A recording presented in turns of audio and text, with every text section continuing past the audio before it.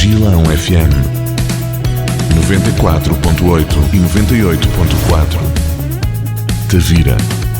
Às manhã de quarta-feira, é a primeira hora, é o dia da semana em que temos a colaboração especial do escritor Vitorino de Sousa para Palavras Bem Arrumadas. Bem-vindo! Uma boa quarta-feira. Olá, Ana.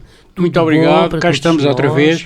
Já para a última semana de fevereiro, para a nossa última quarta-feira. Hoje trazemos aqui um grande poeta lisboeta. Certo. Que já é do século passado, mas que se chama Cesário Verde. Bem. O Cesário Verde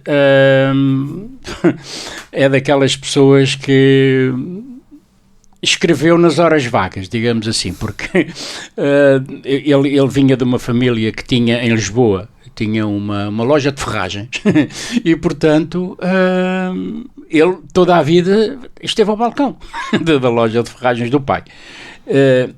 Claro, a sua paixão, não é? Era a escrita, e escreveu, tem uma obra notável, é um dos grandes poetas portugueses do século XIX. E portanto ele nasceu no dia 25 de fevereiro em 1855, portanto já tem um tempo, e morreu apenas com 31 anos em Lisboa, e morreu, coitado, né, 31 anos depois, ou seja, ele morreu muito novo. Sinceramente não sei, muito provavelmente as mortes prematuras naquela altura seria de tuberculose, mas eu não posso garantir que tenha sido isso. Mas morreu em julho de 1886 em Lisboa. E o coitado do homem, se hoje é muito difícil a pessoa viver ou sustentar-se com o dinheiro resultante da escrita de poesia ou de prosa, etc., naquela altura ainda mais, não é? Portanto, ele não teve outra possibilidade senão trabalhar no balcão da loja de ferragem. E ele é um indivíduo que escreve essencialmente em quadras, portanto digamos que em certa medida dá uns arzinhos ao António Aleixo, que também escrevia, não só, mas essencialmente em quadro. E é um poeta que escreve muito a descrever situações, e algumas delas com alguma graça, com alguma... Né? É o caso deste, que se chama De Tarde.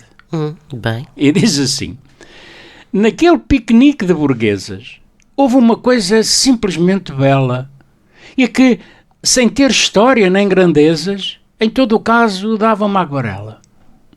Foi quando tu, descendo do burrico, foste colher, sem imposturas tolas, a um granzoal azul de grão de bico, um ramalhete rubro de papoulas.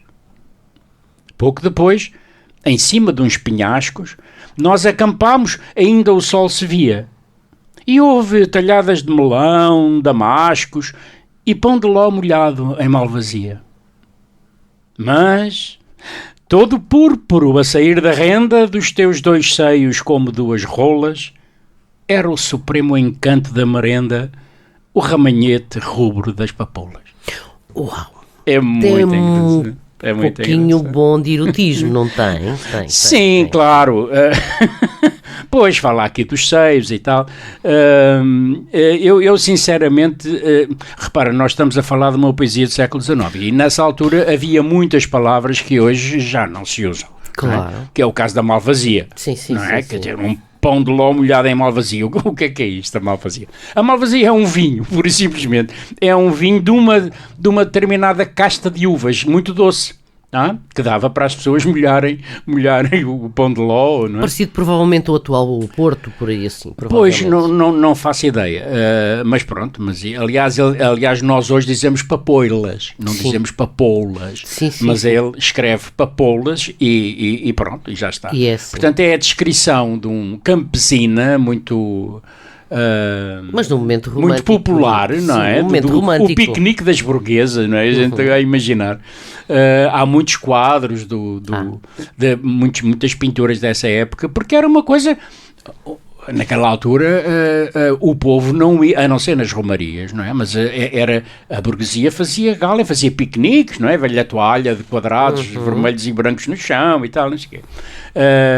Foi quando nós aqui começámos a apreciar a natureza, não é? Porque e as pessoas começaram a ir à praia, que na altura não ia, não é? Então o piquenique de burguesas para o Cesar Verde, a coisa mais bela de facto e que dava uma aguarela, como ele diz, era o ramalhete rubro de papoilas. Ui, de que maneira, que bem, muito bom. Vamos à música? Vamos à música e como nós estamos aqui todos sentadinhos na relva a fazer um piquenique, vamos ouvir um grupo de Doors no Riders on the Storm, ou seja, que não tem nada a ver com a, digamos, a calmaria Vê sempre quando é bom que contrariar. Mas os cavaleiros na tempestade. Então vamos lá ouvir. Vamos contrariar essa calmaria. Doors. Vamos a isso. Gilão FM 94.8 e 98.4 Tavira. Bem, já lá vai a música, este momento, e agora... Riders on the Storm, sim. A coisa fica um bocado enovoada, não é? Um bocado de tempestade.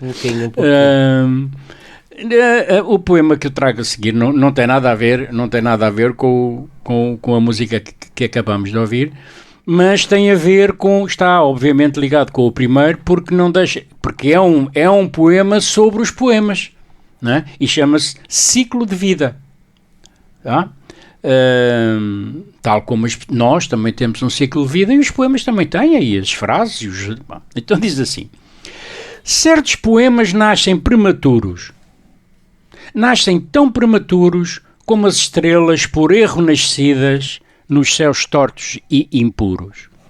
Sim, certos poemas nascem imaturos. Certos poemas pedem tempo para crescer. Pedem tempo para poderem crescer como as belas deusas renascidas crescem, devagar à luz do entardecer. Sim, certos poemas desejam florescer. Certos poemas tristes vivem quedos. Vivem tão tristes e quedos como as verdades reprimidas vivem acorrentadas na cela dos medos. Sim, certos poemas guardam segredos. Certos poemas morrem ignorados, morrem tão ignorados como morrem as crianças reprimidas a quem os olhos foram vendados. Sim, certos poemas morrem desamparados. Portanto, isto é um ciclo de vida, desde os que nascem prematuros, os que pedem tempo para crescer, os que vivem tristes e os que morrem ignorados. É. E depois há os outros, não é? Claro, pois, há sempre outra possibilidade que são os outros. Mas aí sim, um cunho especial e algum momento, diremos também, de introspecção, não é? Pois, isto quase que se poderia dizer que... Vamos lá ver, o Cesário Verde, que lemos há pouco, não é? Ele não foi conhecido em vida, não é? Portanto, se ele tivesse escrito o que eu acabei de ler, estaria certo, porque os seus poemas morrem ou morreram ignorados. Ele só foi, digamos, só se tornou famoso, como acontece com muita gente. Depois da sua morte, não é? E quando foi publicado, digamos, um livro com a obra completa dele. Mas realmente, pronto, os meus poemas, alguns deles, ou se não a maior parte,